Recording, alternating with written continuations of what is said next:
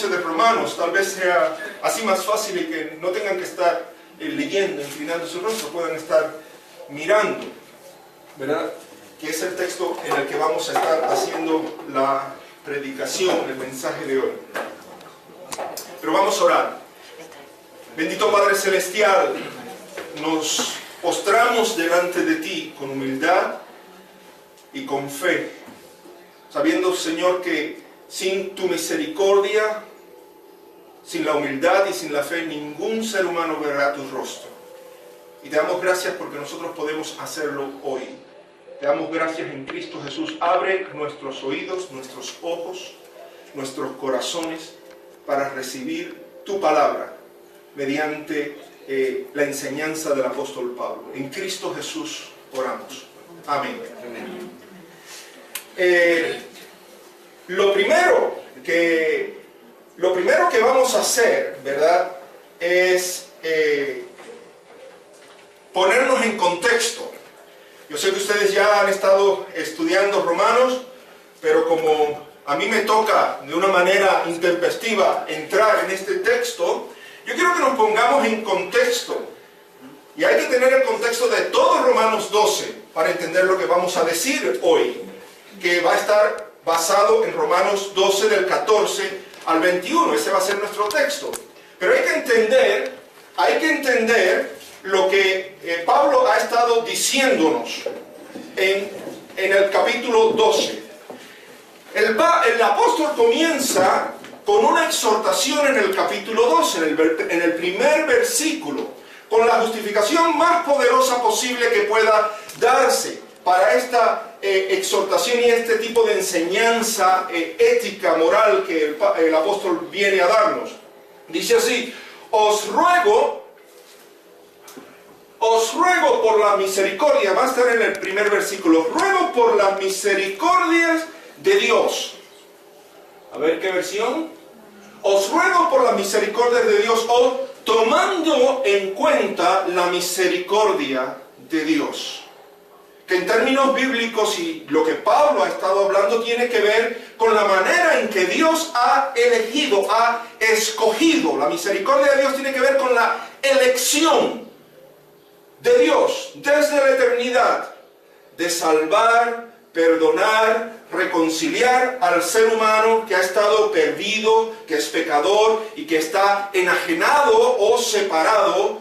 ¿Por quién? Por medio de su Hijo Jesucristo, nuestro Señor, que es que Él salva, Él reconcilia al pecador, incorporándolo a este pecador, a ti y a mí, es decir, adoptándonos en su familia y sellándonos con el Espíritu Creador y de santidad. ¿Hasta cuándo? Hasta que llegue el día final de la redención, o el día de la redención final, cuando todos seamos resucitados y Dios haga una realidad todas las promesas sobre la vida venidera. Es decir, en vista de esa misericordia de Dios, que ya Pablo ha estado explicando en toda la carta, acerca de la gracia que salva, que reivindica, que restaura, que perdona, que reconcilia, que justifica, Pablo exhorta, Pablo ordena, Pablo espera 4 cosas a todo lo largo de este capítulo. 4 cosas.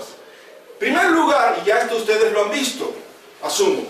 Primero, que ofrezcamos nuestros cuerpos como sacrificio vivo y que transformemos, que sigamos transformando nuestras mentes para así poder conocer cuál es la voluntad de Dios. Y eso ustedes lo pueden ver en los primeros 2 versículos. Esto es lo primero que Pablo espera, que ofrezcamos nuestros cuerpos como sacrificio vivo, no muerto. Un sacrificio, primero había que matar a la víctima, pero en este caso es un sacrificio vivo. Y lo otro que Pablo espera en esta primera parte es que sigamos transformando nuestra forma de pensar, nuestro ser. Hay una disciplina del intelecto. Esto es lo primero. Ya se lo dieron, ¿verdad que sí? ¿Ya lo dieron? Capítulo 1 y 2. Para que logremos entender cuál es la voluntad de Dios santa y perfecta. Si no hay transformación, si no hay entrega de sacrificio vivo, no hay manera que conozcamos la voluntad de Dios. Primero ese orden. Lo segundo es que desarrollemos una imagen o un concepto personal, sobrio, equilibrado, según la medida de la fe dada y por supuesto considerando en consecuencia la función de los diferentes dones espirituales, la función relacional.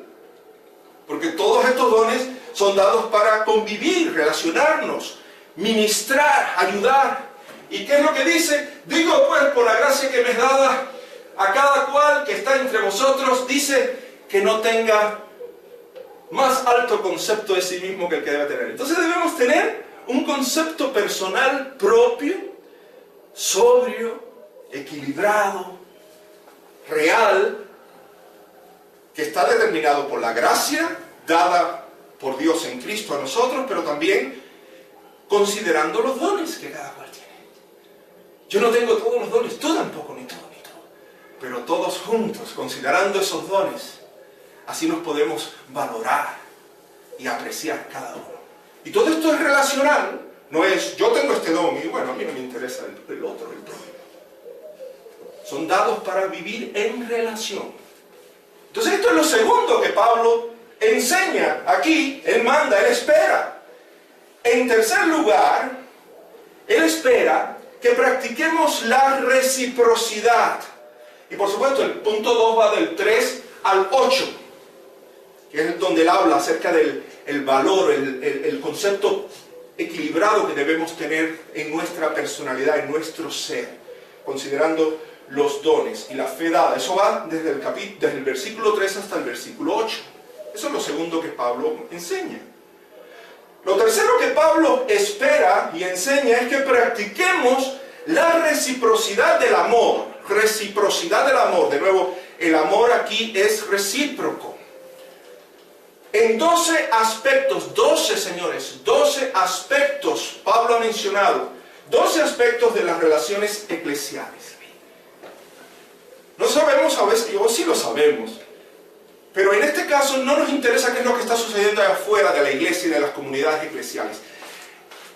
Según Pablo, y esto es lo que le interesa a él, es que dentro de las iglesias, en esta comunidad en particular, deben darse 12 aspectos relacionales del amor.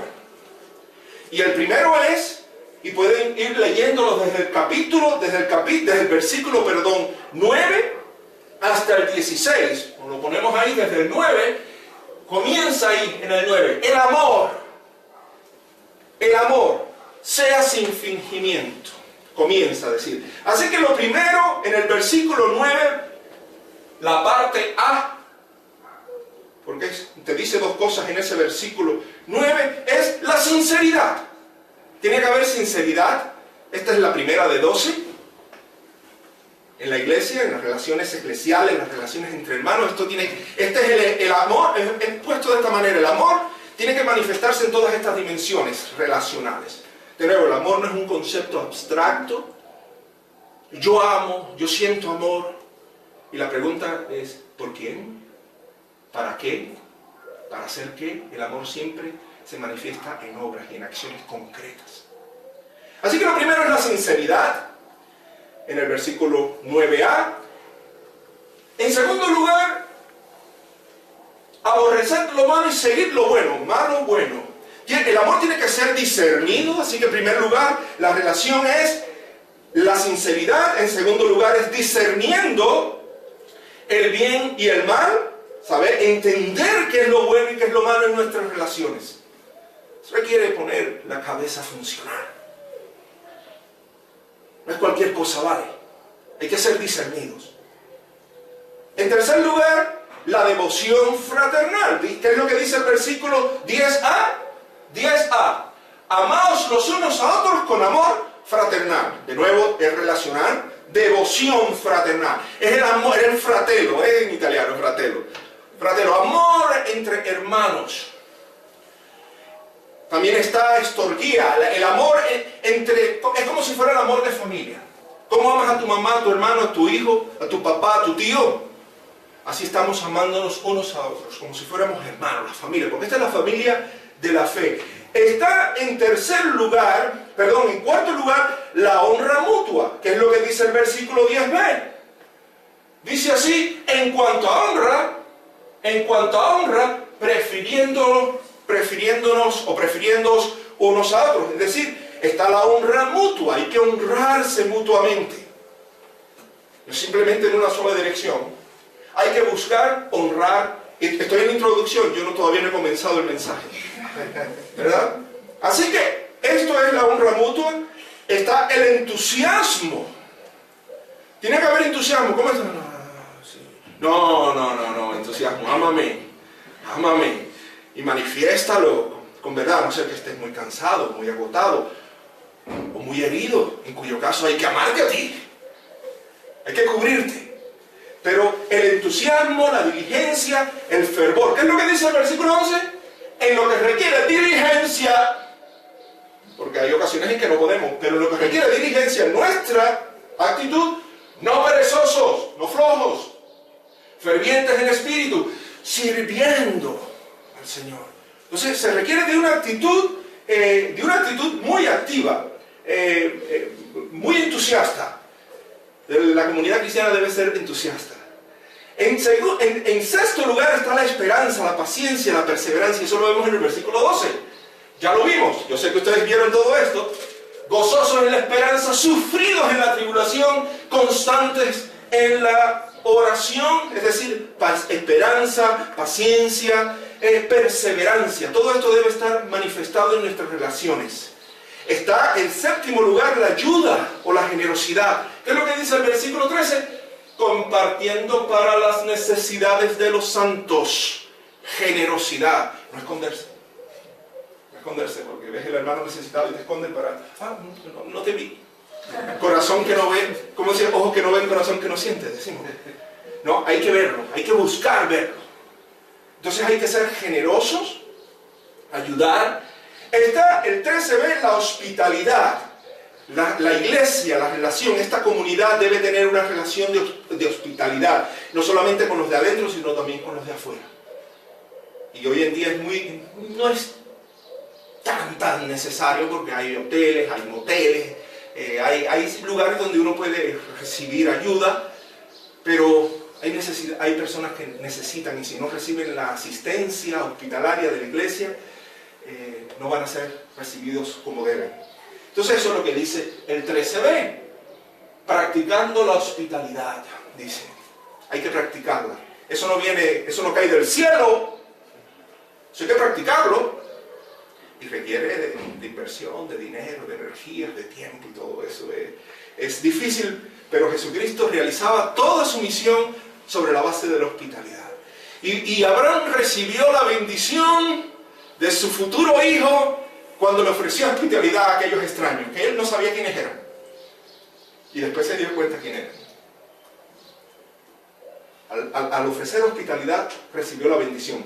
Está la buena voluntad para bendecir, que este es el versículo 14, y lo vamos a ver más adelante. Dice, bendecid a los que os persiguen. Bendecid y no maldigáis. Es decir, bendecir. Está en 10º lugar la empatía o la simpatía. Uy, esto sí es importante. Dice, gozaos con los que se gozan, llorar con los que lloran.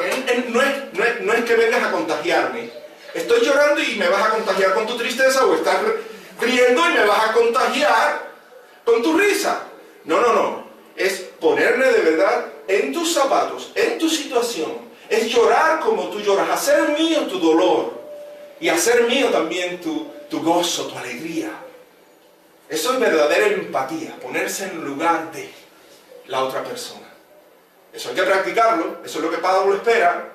Eso era en 10º lugar. En 11º lugar está la armonía y la unidad, que es lo que dice el 16a. Unánimes entre vosotros. Unánimes. Y esto también tiene que ver con la manera de pensar, la manera de actuar. No es que todo el mundo tiene que estar de acuerdo en todo, sino en las cosas, fundamentalmente en las cosas esenciales, en las cosas de la fe, de la comunidad. Y por supuesto al final, en el mismo 16, la humildad. La humildad. ¿Qué es lo que dice? Asociándoos con los humildes. No seáis sabios en su propia opinión. ¿verdad? No queramos ser fresas, ¿verdad?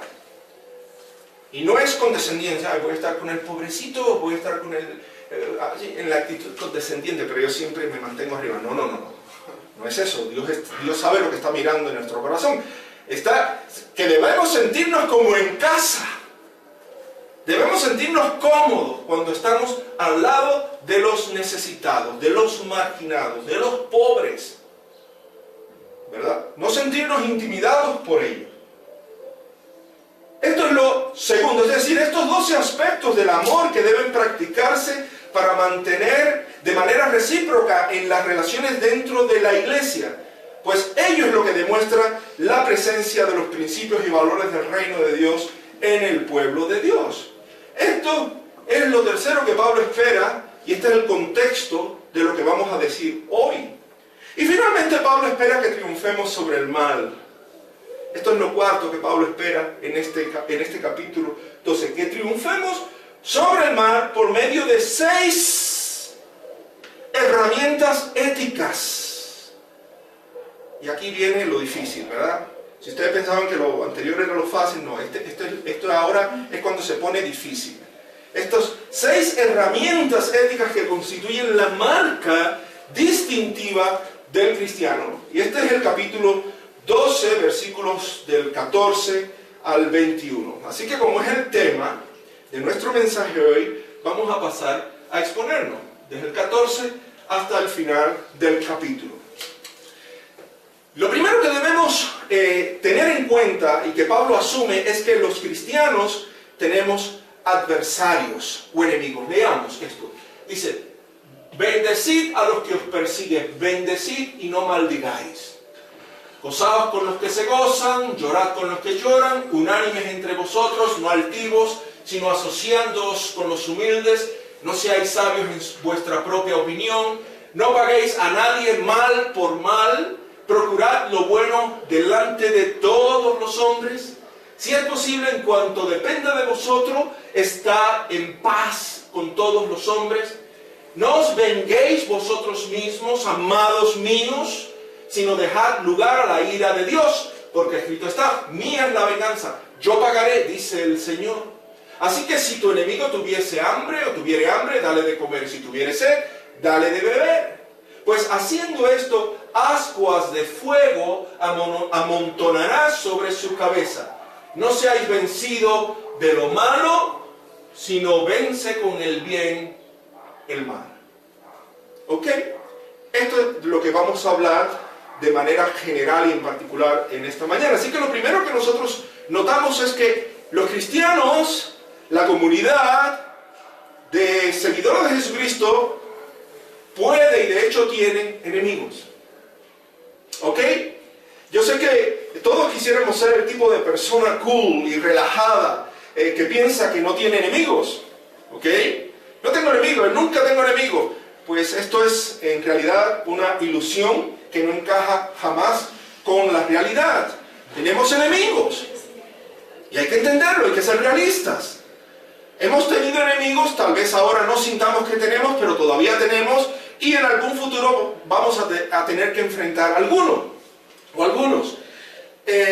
Y para comenzar, por ejemplo, tenemos el adversario más formidable de todos, Satanás, quien siempre está maquinando tentaciones. Siempre está maquinando, siempre, no duerme, no se cansa como los seres humanos, aunque se disfrace de ángel de luz. Y esto lo podemos ver, lo podemos leer en 2 de Corintios, en 2 de Corintios 2 y en 2 de Corintios 11, donde Pablo habla sobre este enemigo formidable, que es Satanás. Y dice el apóstol Pedro que Satanás es el adversario que como león rugiente anda alrededor buscando a quien devorar. Así que este es un enemigo que todos tenemos, lo querramos o no, para comenzar. Pero también están los perseguidores, como dice aquí, bendecid a los que os persiguen. Era una realidad en la iglesia primitiva, es una realidad en la iglesia contemporánea. Tal vez hoy aquí no persigan, o abiertamente, hay persecuciones sutiles, pero hay persecución abierta en otros lugares del mundo para los cristianos. Hay persecución en el trabajo, hay presiones de todo tipo. Y hay a veces presiones dentro de la misma iglesia. Pues bien, ¿qué hacer cuando hay persecución? ¿Qué hacemos? Y Pablo tiene instrucciones muy precisas acerca de cómo nosotros debemos comportarnos cuando estamos en presencia del mal, de la maldad, de los malos, de los perseguidores. Y tenemos que tenerla bien clara, porque también nosotros aprendemos una ética de la cultura mexicana, de la casa, de la nación, de las ideologías propias de la nación. Entonces están los perseguidores, que también son enemigos. Y están también, en el caso de que no tengamos perseguidores, están los hacedores de maldad, las personas que hacen maldad, de los que tanto se habla en los Salmos. En los Salmos hay un montón de textos acerca de los hacedores de maldad. Muchas veces están persiguiendo al pueblo de Dios, pero otras veces quieren engañar, quieren torcer los caminos de la verdad y de la justicia. Quienes generalmente son una cosa en lo exterior y en las apariencias. Las personas malas son verdaderamente malas porque por fuera, en lo exterior, en las apariencias, todo luce muy bien y muy bueno. Se disfrazan de ángel de luz, como Satanás. Pero resulta que otra cosa es muy diferente en lo interior y en lo oculto. Allí donde están maquinando, allí donde se forjan las verdaderas maldades. Así que lo querramos o no, tenemos enemigos. E imagino que algunos de ustedes, yo conozco a algunos de ustedes, ya saben por experiencia propia lo que les digo. Por eso es que Pablo dedica estos versículos para enseñarnos cómo, de qué manera debemos responder frente a la maldad, a los malos y a los enemigos. Y créanme que es muy diferente a lo que opina la cultura mexicana y cualquier cultura del mundo. Que págale con la misma moneda, págale en especies, devuélvele, ¿verdad? Revancha. Es muy diferente lo que Pablo nos va a enseñar aquí. Para poder entender lo que Pablo dice, debemos saber que él emplea 4 antítesis, 4 contrastes, antítesis, éticas, que buscan definir la respuesta ética moral del cristiano frente a la maldad. Estas antítesis se revelan en los versículos 14, en el versículo 17, en el versículo 19 y en el versículo 21. 14, 17, 19 y 21. Ahí están estas 4 antítesis éticas de las que Pablo habla, y son en ellas en las que nos vamos a enfocar. Nos dan la llave para entender cómo responder frente a la maldad. La primera antítesis es no maldecir, sino bendecir. Por eso es que son antítesis. Dos situaciones, 2 posibilidades diferentes, una opuesta a la otra. No maldecir, sino bendecir. Esa es la primera. Él dice, bendigan a quienes los persigan. Bendigan y no maldigan. Antítesis número 1. Por supuesto, no hay duda de que nuestras vidas y por diversas razones constituyen una amenaza. A veces nuestras vidas constituyen una amenaza y un peligro para algunas personas. Y por eso ellos pudieran sentir la necesidad de perseguirnos u oponerse a nosotros. Ellos sienten esa necesidad imperativa. Les molestamos. Somos un problema para ellos. Somos un obstáculo, somos una amenaza. Vamos a sacarlas del medio. No se los tomemos tan a mal. Ellos sienten esa necesidad de sacarlos del medio. Va. Pero el asunto no es ese. El asunto es cómo vamos a responder nosotros. Y por supuesto que la respuesta lógica o la inclinación natural, mexicana, cubana, latinoamericana y humana, desde Adán y Eva hasta nuestros días, es buscar defenderse. Es echarle la culpa a otro, ¿verdad? Es contraatacar. Y a veces tal vez pegar un poquito más fuerte. No es ojo por ojo y diente por diente. A veces quiero llevarle junto con el ojo el párpado. Responder en especies. Esa es la respuesta, la tendencia natural, lógica. Sin embargo, contrario a nuestras tendencias naturales, y como seres humanos que además somos pecadores, está el mandato de bendecir a nuestros perseguidores. Pues esta es la manera en que nuestra justicia cristiana viene a ser superior a la de los fariseos. Los fariseos, como buenos judíos que eran, como Pablo antes de convertirse al cristianismo, era ojo por ojo y diente por diente. Eso es una ley justa. Eso es una ley justa, ¿verdad? Yo no voy más allá de lo que tú me diste. Yo no te voy a castigar más allá de lo que tú mereces. Pero a nosotros se nos pide algo más, que es muy difícil, que es muy antinatural, porque es muy divino. Es muy divino, es muy de Jesucristo. Ya Jesucristo había enseñado a sus discípulos, y por eso es que lo entendemos así, o lo explicamos así, porque Pablo no es el inventor de esto. El inventor de esto es Jesucristo. ¿Ok? Que quede bien claro. Ya Jesucristo había enseñado a sus discípulos de cara a la ley del talión, es decir, a la ley del ojo por ojo y diente por diente. Él les dice esto cuando está explicando la ley del talión.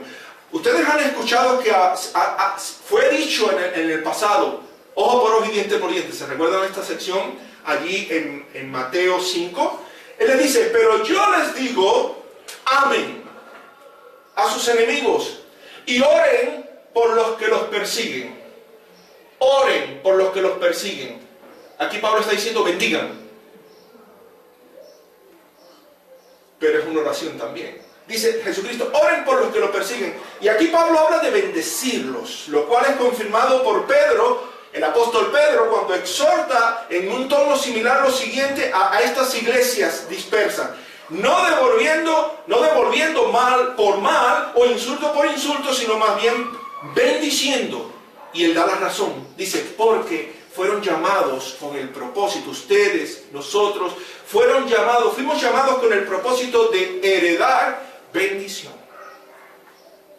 Por causa del llamado de la vocación de Dios a nosotros a través de Cristo Jesús, de heredar bendición, tu tío fue llamado a heredar bendición. Esa es la herencia de la raza humana, heredar bendición en Cristo, no maldición. Heredar bendición. Cuando nosotros bendecimos a Dios, porque es un acto que podemos hacer, bendecimos, te bendigo Padre, eulogeo, ¿verdad? Eulogía, bendecir. Cuando estamos bendiciendo a Dios, simplemente estamos reconociendo la palabra y la gloria que Él se merece. ¿Verdad que sí? Cuando bendecimos a Dios, simplemente hacemos o reconocemos o admitimos lo que Él se merece y lo que Él es. Cuando Dios nos bendice a nosotros, Él nos está dando todo tipo de bienes y de bendiciones y de dádivas que muchas veces no merecemos. Y cuando nosotros bendecimos ahora al prójimo, bendecimos a otros, y en este caso cuando bendecimos a nuestros enemigos, en efecto estamos invocando, reclamando las buenas dádivas, las bendiciones de Dios sobre ellos. Lo mismo que nosotros pedimos para nosotros, nuestra familia, nuestros seres queridos, nuestros hermanos y hermanas, que Dios les dé, que Dios los cubra. Es lo que estamos invocando y pidiendo sobre nuestros perseguidores, sobre nuestros enemigos. Y esto es precisamente lo que Pablo ordena que hagamos con nuestros enemigos. Bendecirlos. Desearles bien, prosperidad, salud, salvación. Que ellos también sean partícipes de esa herencia a la cual nosotros hemos sido llamados en Cristo. Y esta es la primera. Lo primero es bendecir. Esta es la primera herramienta ética. Bendecir. Faltan 5 más. Cuando ya se sientan incómodos, se pueden poner en pie y hacemos una oración.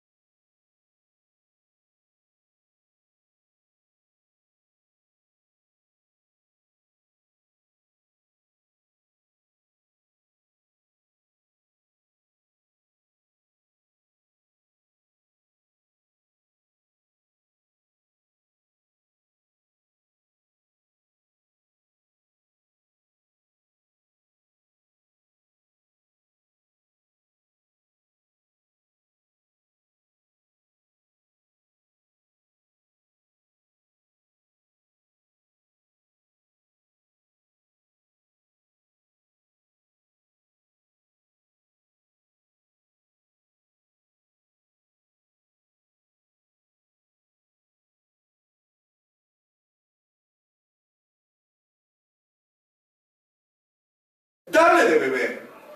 Pues haciendo esto, ascuas de fuego amontonarás sobre su cabeza. Es decir, no basta con no hacerles mal a nuestros enemigos o perseguidores.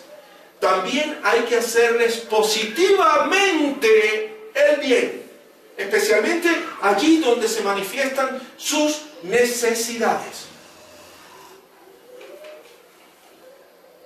Hay muchos que creen que su bondad no les llega más allá de un límite, es decir, el de no infligir daño a las personas, incluidas sus enemigos. Bueno, es mi enemigo, pero yo no le hago daño. Pero Pablo exhorta a hacer el bien a los enemigos. Y esto es definitivamente propio de una moralidad superior. El hacer bien a los enemigos. Así que, lo quinto es servir a los enemigos. No a regañadientes, sino de buena gana. Las ascuas, y con esto ya vamos a culminar, las ascuas o carbones de fuego sobre la cabeza. Porque dice así: si tuvieres sed, dale de beber, pues haciendo esto, ascuas de fuego amontonarás sobre su cabeza. No sé qué piensan ustedes sobre las ascuas o los carbones encendidos, o qué han pensado. Yo les digo de qué trata, qué significa esta figura. Es una figura tomada de la pedagogía o de la educación griega antigua, egipcia, antigua, en la que el penitente llevaba sobre su cabeza una bandeja con carbones encendidos para simbolizar su vergüenza y su arrepentimiento. ¿Ok? Esto es una figura y se puede ver también en uno de los proverbios. Es decir, lo que Pablo dice no se trata de castigar a los enemigos. Él no quiere que al hacerle bien tú digas: retuércete y sufre y fríete en tu vergüenza por ver las cosas buenas que te hago.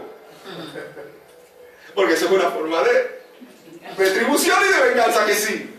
No, la figura es de aquella persona que está mostrando vergüenza y remordimiento y arrepentimiento. Y lo expresaba de una forma visible. Entonces todo el mundo veía: wow, cambió, está transformado. Entonces esto es lo que Pablo está enseñando. No es que la persona malvada, cuando estás amontonando ascuas o carbones de fuego sobre su cabeza, y dice, quiere decir que se están friendo, se están consumiendo en su vergüenza. Más bien las buenas obras de servicio, cuando cubre sus necesidades, causan el arrepentimiento. Hay un cambio, hay una transformación emocional, moral en esta persona, de manera que lo ganas para el bien y deja de hacer el mal. Estás ganando a tus enemigos por las obras que estás realizando. La semana antepasada Joel Fernando celebró su cumpleaños.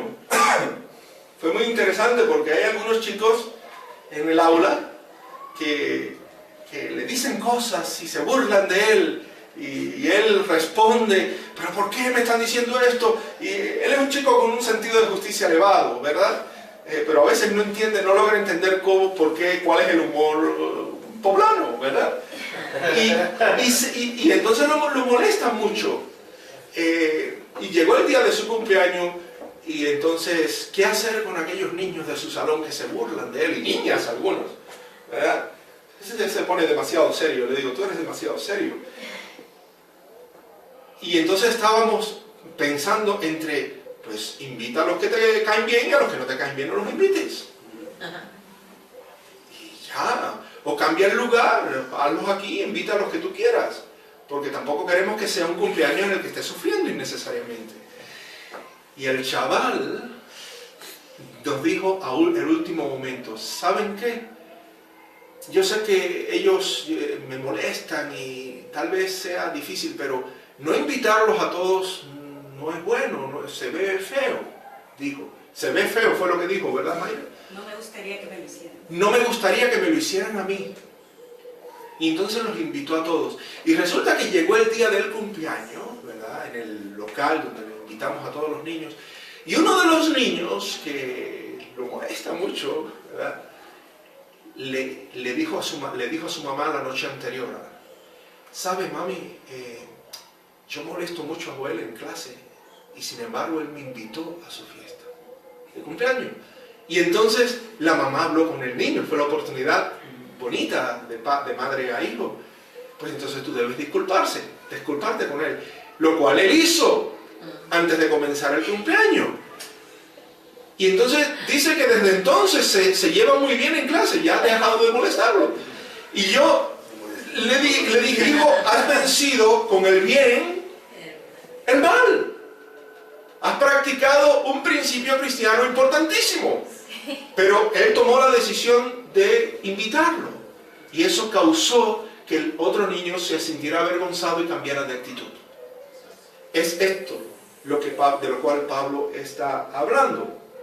Así que lo sexto es buscar el arrepentimiento de los enemigos. Finalmente, la cuarta antítesis es no dejarse, por tanto, vencer por el mal, sino vencer con el bien el mal. Pablo exhorta: no te dejes vencer por el mal, al contrario, vence con el bien el mal. Es muy probable que esta cuarta antítesis, en el versículo 21, sea un resumen de todo lo que Pablo ha dicho hasta ahora. Es un resumen. Sin embargo, el dato nuevo, hay algo nuevo que se añade aquí, consiste en la doble posibilidad que siempre existe de vencer o ser vencido por el mal. Siempre que estamos confrontados con esta situación o este escenario, es posible claudicar, es posible tirar la toalla. Es posible que el mal nos venza a nosotros, o nosotros le demos la oportunidad al mal de vencernos en lugar de nosotros vencerlo a él. Es posible comenzar a gravitar alrededor de las personas malas y de las malas decisiones. Es posible. Ya sea que lo hagamos visiblemente o a través del Facebook o del Twitter, gravitando alrededor de ellas. Y que cuando se trata de nuestros enemigos o los enemigos de Dios, los enemigos de Dios son también nuestros enemigos, nunca está lejos el optar por responder tal y como ellos actúan. Especialmente cuando vemos que la justicia humana no pudiera hacer lo que debe hacer. Cuando vemos que la justicia humana, el gobierno pudiera actuar de manera torcida. Entonces este es el momento en el que vamos a hacerlo nosotros. Resistan esa tentación. No se dejen vencer por el mal, sino que venzan el mal con el bien. Pero Pablo nos llama a que recapacitemos y que no vayamos por el camino de los injustos y de los pecadores, sino que transitemos el camino de Jesucristo. Este es el camino de Jesucristo. Primeramente, por tanto, resumimos: frente a la persecución o el antagonismo, en lugar de maldecir, debemos invocar bendiciones, las bendiciones de Dios. Lo primero. En segundo lugar, frente a la posibilidad de recibir un mal o un agravio, nosotros debemos actuar con elegancia, fineza, honorabilidad, además de procurar vivir en paz. En tercer lugar, frente a la vulnerabilidad y el maltrato o la afrenta, en lugar de vengarse o buscar revancha, nosotros debemos dejar lugar a la ira de Dios. Que sea Dios el que castigue. Pero también no solamente nos quedamos ahí, debemos procurar servir. En lugar de querer revancha, procura servir a estas personas en sus necesidades.